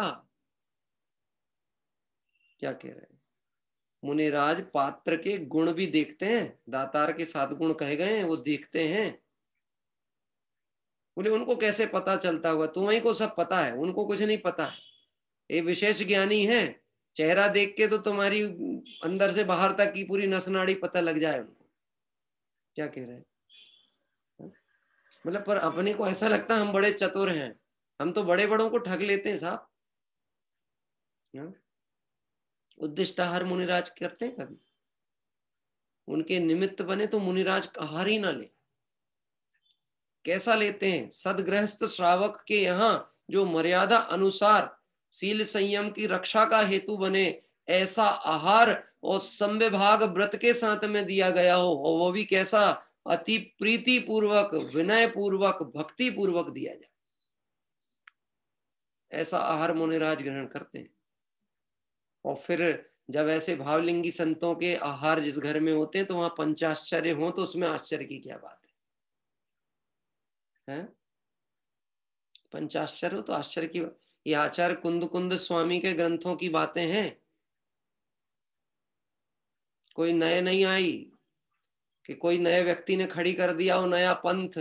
जिनको अपने बाप दादों की वसीयत नहीं मालूम होती है वो इस ढंग की बातें करते हैं। नई बात आ गई, नई बात आ गई, ये कहीं नई निकाल के लेके आ गए। ये तुम्हें पता ही नहीं है तुम्हारा इतिहास क्या है, हमारी वसीयत क्या है, हमारा वैभव क्या है, ये पता नहीं है, इसीलिए तकलीफ होती है। इस तरह से ये सब इत्यादि काय का योग शुभ आश्रव का कारण है। अभी चर्चा को विराम लेंगे। समय हो जाता है, पता चलता नहीं है, समय ऐसे ही चला जाता है, पता नहीं चलता। लेकिन कम से कम उपयोग थोड़ा इन कार्यों में लगता है तो सावधान होने के अवसर है।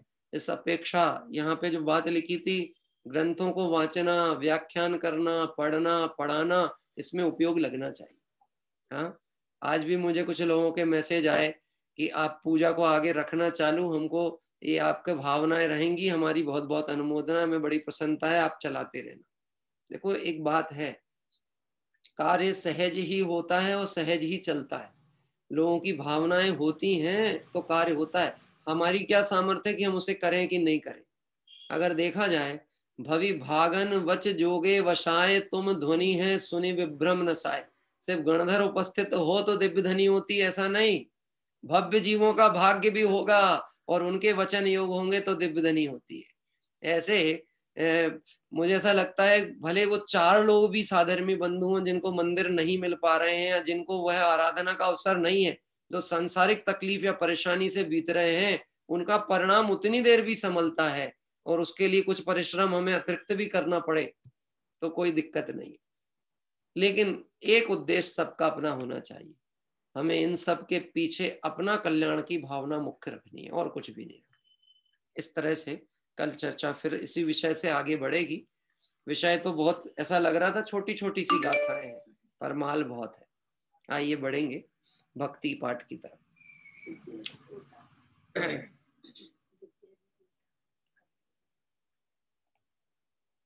हाँ जी, कल हाथ उठा सकते हैं जो लेना चाह रहे भक्ति। वैसे कल किसी के हाथ आए थे, हमारे कोटा से विद्या बहन ने उठाई थी। अभी कहाँ है? अच्छा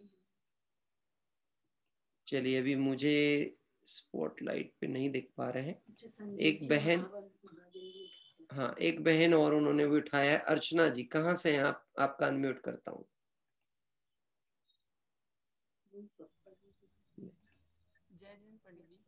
हाँ जय जिनेन्द्र जी, आपकी आवाज थोड़ी कम आ रही है, लेकिन थोड़ा माइक मोबाइल को नजदीक कर लें, ऐसा लग रहा है उससे कम हो रही है।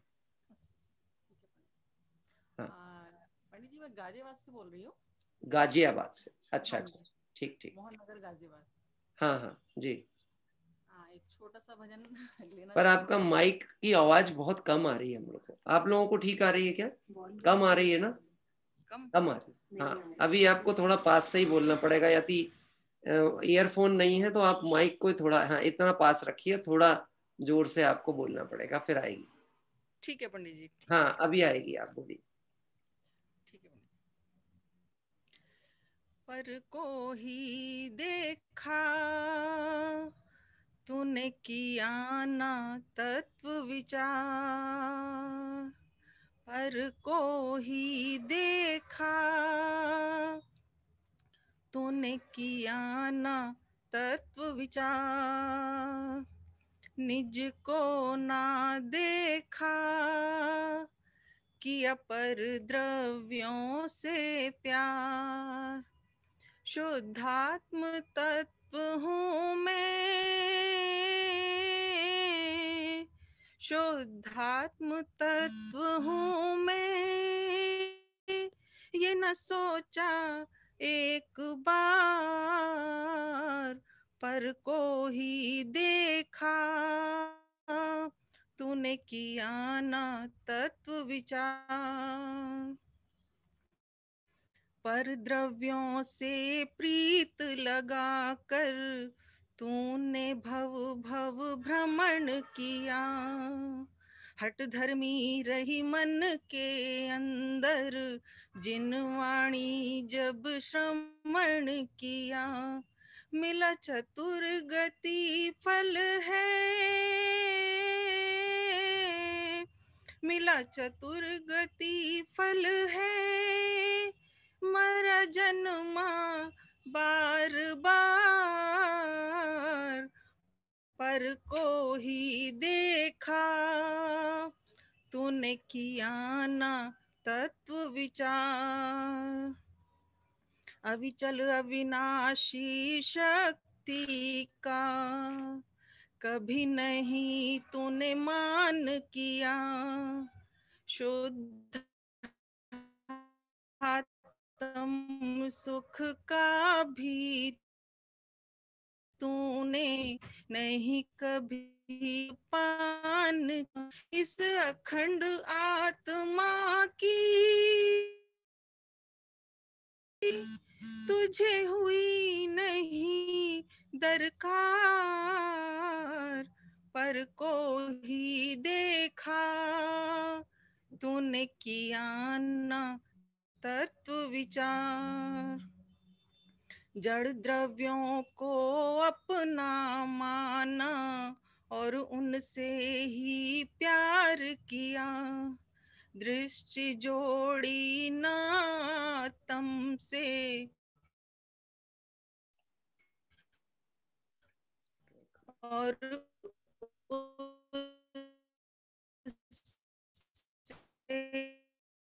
तकरार को संकोच किरण वस्तु को तू चूक गया हर बार, पर को ही देखा तूने किया ना तत्व विचार। सूर्य किरण सी तेरी आत्मा चमक रही तेरे अंदर। चंद्र किरण सी परम शांति भरी पड़ी उसके भीतर। है गुण अनंत इसमें, है गुण अनंत इसमें, नहीं जिसका पारावार, पर को ही देखा तूने किया ना तत्व विचार। अब तो चेत चेत रे चेतन, क्यों गाफिल हो सोता है। ये नर भव नहीं पता मिले कब, इसको यूं क्यों खोता है। एक सार आत्मा है, एक सार आत्मा है, जग सारा पड़ा असार, पर को ही देखा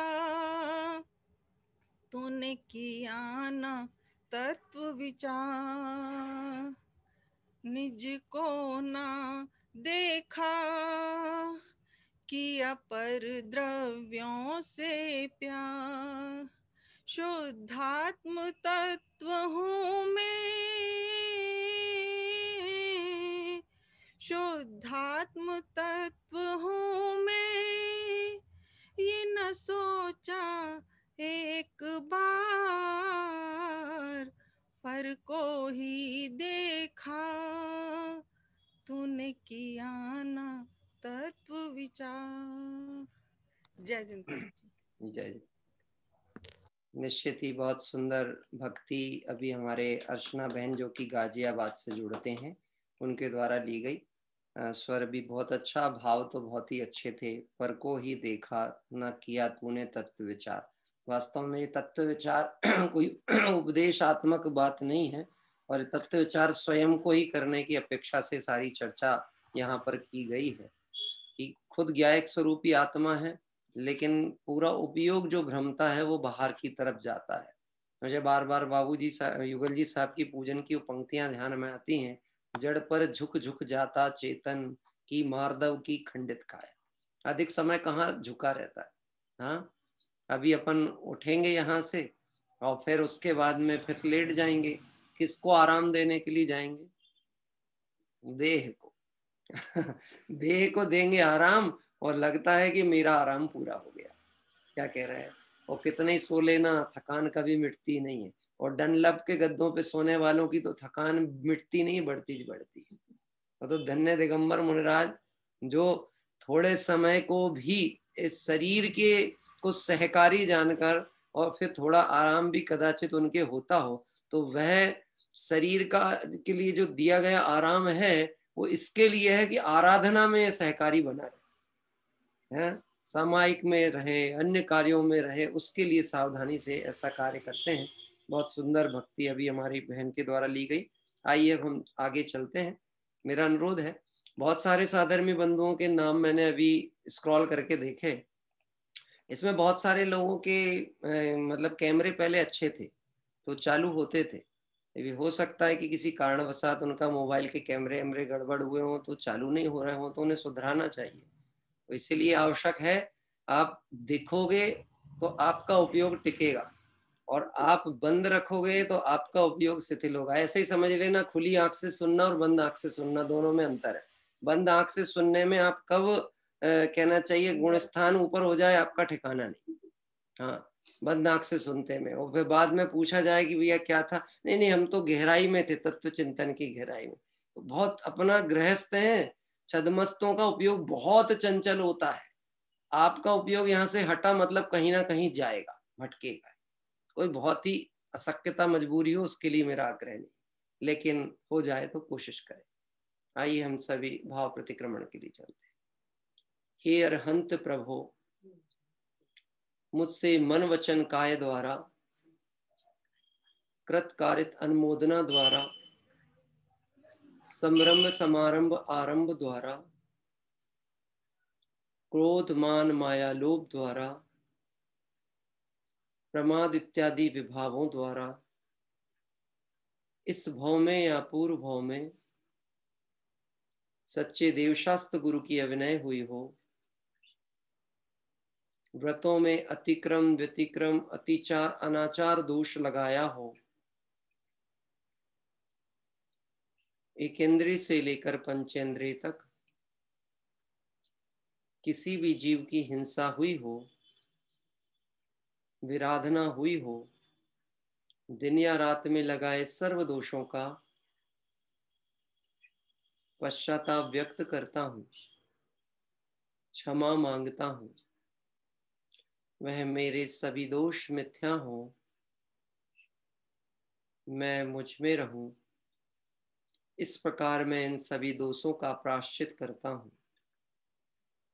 ओम नमः सिद्धेभ्य। और कल हमारी 225वीं मंगल तीर्थ वंदना के क्रम में हम सभी बढ़ रहे हैं। जयपुर के पंडित टोडरमल स्मारक ट्रस्ट के अंतर्गत जो त्रिमूर्ति पंच तीर्थ है, यद्यपि हम एक बार इसके दर्शन पहले भी हमने किया था, पर जयपुर जाएंगे और वहाँ के दर्शन ना करें ऐसा नहीं हो सकता। तो मुख्य पने तो हम आदर्श नगर मंदिर के दर्शन मुख्य रूप से कल करने वाले हैं। ये वही मंदिर है जो कि मुल्तान से जो प्रतिमाएं आई थी भारत में, उसके जो भी जानकारी ऐतिहासिक है बहुत से लोगों को पता होगी, बाकी लोगों को कल सुबह पूजन में हम देने का प्रयास करेंगे कि वह मुल्तान शहर का संबंध भारत के साथ कैसा रहा। और ये मूर्तियां जो आज जिन प्रतिमाएं आज जयपुर में मंदिर में है, यह मंदिर की जयपुर की प्रतिमाएं वह पाकिस्तान के उस क्षेत्र से थी जब भारत पाकिस्तान विभाजन हुआ और उसमें वहां धर्म आराधना भंग होने लगी और वहां पे ऐसा स्थिति नहीं बची, तो वहां के साधर्मियों के जो परिणाम थे, धर्मावलंबियों के थे कि भगवान सुरक्षित स्थान पे पहुंच जाए ताकि इनकी दैनिक जो आराधना क्रम है वो नियमित और भविष्य में भी अच्छा चलता रहे। निश्चित ही वह सारी घटनाक्रम कल सुबह हम देखेंगे और उन जिन प्रतिमाओं के दर्शन करेंगे जो पहले कभी अखंड भारत का एक हिस्सा जो था उस मुल्तान यानी कहना चाहिए पाकिस्तान में जो आजकल कहलाता है वहां स्थापित थी। मंदिर आज भी अवशेष रूप में वहां हो सकते हैं और वीतरागी भगवंत जयपुर के आदर्श नगर मंदिर में है। साथ ही साथ एक शास्त्री नगर का मंदिर है। जयपुर में वैसे तो 300 से अधिक जिन मंदिर हैं, तो इसलिए हमने तो थोड़े बहुत जो उपलब्ध हुई है जानकारी उस अनुसार कल उधर की पूजन होगी। आचार्य कुंद कुंद स्वामी की पूजन कल प्रातः काल करेंगे, क्योंकि कुंद कुंद आचार्य का आचार्य पद पदारोहण दिवस कल है, इसलिए पूजन आचार्य कुंद कुंद भगवान की कल होगी सुबह। आइए हम सभी जिनवाणी स्तुति के साथ में अभी की सभा को विराम करेंगे। माता तो जिनवाणी और नहीं कोई, माता तो जिनवाणी और नहीं कोई, माता तो जिनवाणी और नहीं कोई, माता तो जिनवाणी और नहीं कोई। भव सागर पार करे साची माँ सोई, भव सागर पार करे साची माँ सोई। ज्ञान को प्रकाश करे मिथ्या भ्रम खोई, ज्ञान को प्रकाश करे मिथ्या भ्रम खोई। जीव और पुद्गल ये भिन्न भिन्न दोई, जीव और पुद्गल यह भिन्न भिन्न दोई। ओ माता तो जिनवाणी और नहीं कोई, माता तो जिनवाणी और नहीं कोई। भेद ज्ञान की महान ज्योति देत जोई, भेद ज्ञान की महान ज्योति देत जोई। स्यादवाद नए प्रमाण द्वादशांग होई, शादवाद नए प्रमाण द्वादशांग होई। माता तो जिनवाणी और नहीं कोई, माता तो जिनवाणी और नहीं कोई। भव्यों के प्रतिपालक मोक्ष सुख संजोई, भव्यों के प्रतिपालक मोक्ष सुख संजोई। समकित को बीज देत अंतर में बोई, समकित को बीज देत अंतर में बोई। हो माता तो जिनवाणी और नहीं कोई, माता तो जिनवाणी और नहीं कोई। विनय भक्ति भाव से भक्त नमे तोई, विनय भक्ति भाव से भक्त नमे तोई। हाथ जोड़ शीश नाय कोटि नमन होई,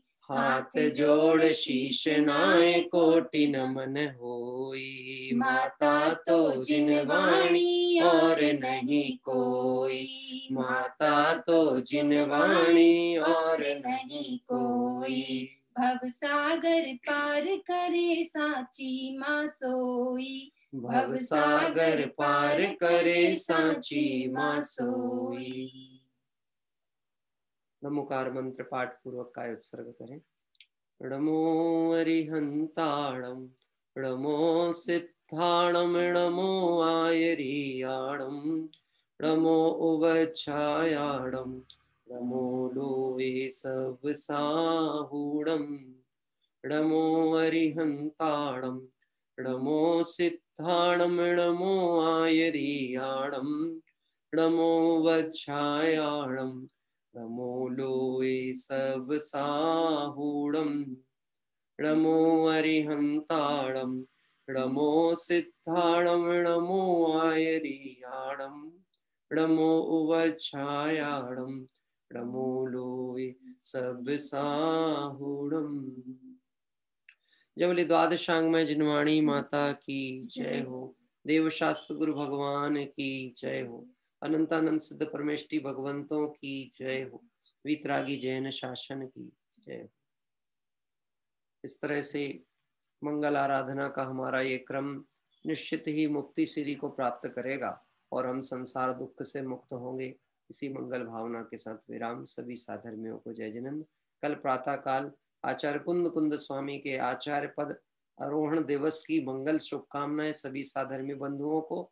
जिन्हें महाभाग्य से आचार्य कुंद कुंद देव मिले हैं, वह उनके इस मंगल दिवस पर उत्साह के साथ कल प्रातः काल हम सभी सम्मिलित हो गए।